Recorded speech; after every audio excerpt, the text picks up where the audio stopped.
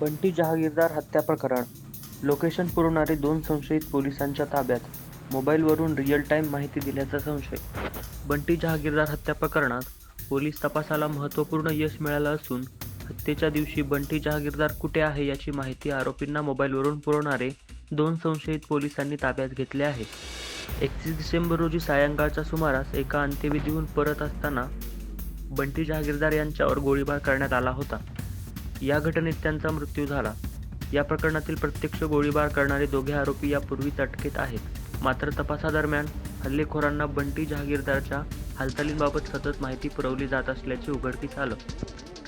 या माहितीच्या आधारे पोलिसांनी संतोष रोकडे वय 22 आणि मयूर वावधने वय 25 दोघेही राहणार सिद्धार्थनगर श्रीरामपूर येथील रहिवासी यांना अटक केली आहे.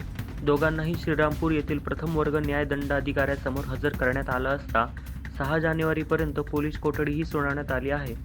या प्रकरणाबाबत उपविभागीय पोलीस अधिकारी जयदत्त भवर यांनी दिलेल्या माहितीनुसार अटक करण्यात आलेल्या दोघेही पहारेकरी म्हणून काम करत होते.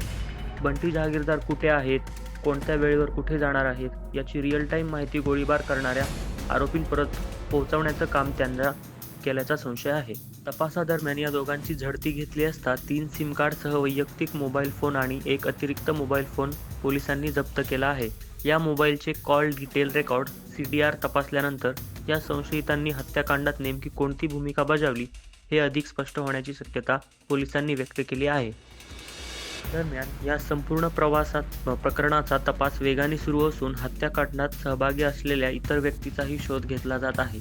पुढील तपासातून या हत्येमागील संपूर्ण साखळी उघड होण्याची शक्यता आहे. आता या हत्याकांडात प्रत्यक्ष गोळीबार करणारे, लोकेशन पुरवणारे आरोपी अटकेत आहेत.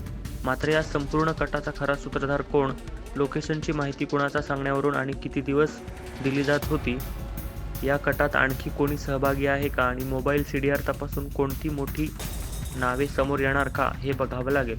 या सर्व प्रश्नांची उत्तरं येत्या तपासातून समोर येणार आहेत. या आणि अशाच महत्त्वाच्या विश्वासार्ह आणि सखोल बातम्यांसाठी आमचा चॅनल नक्की सबस्क्राईब करा. व्हिडिओला लाईक करा आणि अपडेट्ससाठी बेल आयकॉन दाबायला विसरू